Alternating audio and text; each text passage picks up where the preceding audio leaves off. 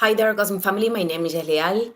I am here today injured because I was injured while I was training, and not a serious thing, I think. But I wanted to comment this because, it could be a manifestation of Mars in Leo, creating the square with Uranus in Taurus. Accidents, things that are impacting our physical body, and that are also communicating something. Um, well. Today we had the full moon in Sagittarius, but you have to remember that the energy continues to manifest in the next days. It is a moment of illumination of a truth, because that is what represents the sign of Sagittarius. It is the seeking of an inner truth that, while we are disposing ourselves to go beyond our conditionings, our identity, we are approaching the universal essence without losing the quality of individuality. And what happens, it is that the regent Jupiter in Cancer, because it is in a square with Saturn and with Neptune in Aries, while these truths could move a lot the emotional body, or things that we have felt very identified with. And perhaps those things require detachment, for example, detachment from spaces, relationships that once represented family, home, but they stopped to be so. And when we have squares with Neptune, I told this in the video of the full moon, it is important to observe these self-deceits that could be sustained, because they are a way of not facing situations or decisions that are going to change our life in the long term. That is Saturn. And we can deny our own voice in trying to sustain ourselves in spaces in which we cannot grow, but it is going to have a high price. Our inner peace, other areas of life that perhaps could be blocked, reflecting the need of making these decisions, this connection from life and from the soul. Not allowing ourselves to live other experiences that could actually align with who we are, and that could bring great plenitude and joy. It is living in fear, because when we have an attachment to something that is not nourishing to us, it is a version of the past, the one that is taking these decisions in the present moment. I am talking about that the painful past experiences that we have transited once in our childhood or in other moments of life have created conditionings that lead us to choose under the fear of facing that same pain again. And unconsciously, we are creating a repetitive pattern and experiences that are going to generate suffering.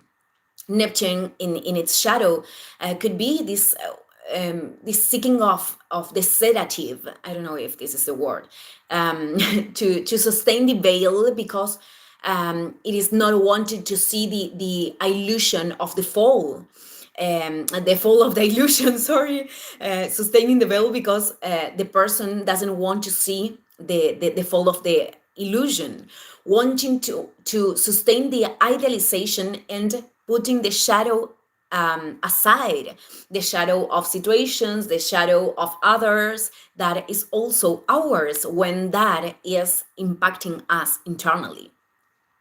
So the thing is that always ends up reflecting on the outside, because we cannot run from ourselves, and many times in ways that are much more painful than only establishing a boundary, or being with the disposition to see the truth, because again, we cannot run from ourselves.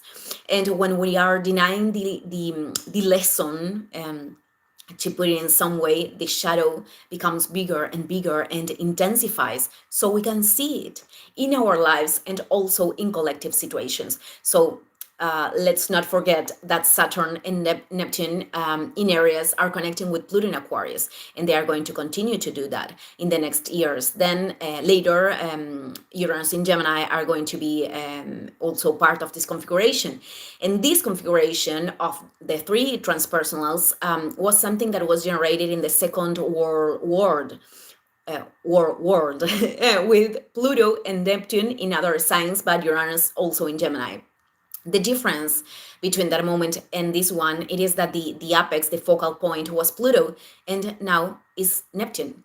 So that was a period where the distraction, the shadows of society were reflected in, in leaders that, well, they have manifest to incarnate a great lesson of how and to whom we are giving our power, and the need of recognizing our shadow, how we are projecting that perhaps in a group of people.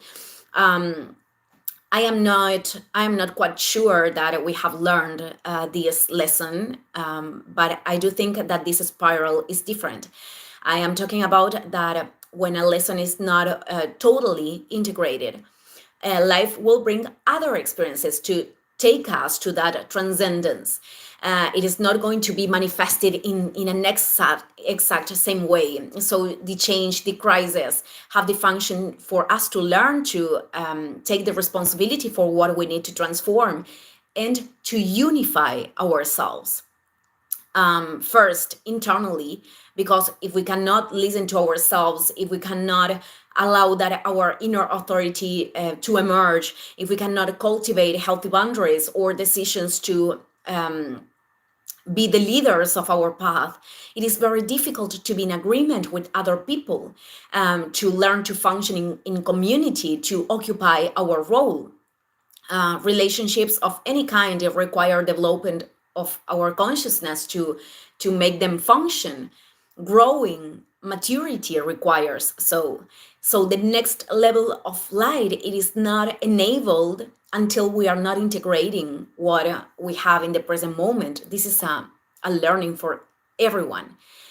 But the important thing is to put a look in what we are doing, not measuring other people, because we all have things to take uh, to do in our path. And if we can contribute without judgments to the processes of others, that is certainly great. But also it is important to create discernment when it is not on us, it is not corresponding to us to take that load. Because contributing with the processes of others, it is not for them to do the same things that we did or that we are doing. It requires to recognize what the other needs at this moment, so that person can discover their own answers and their own light. Thank you, everyone. See you in the next video. Ciao, ciao.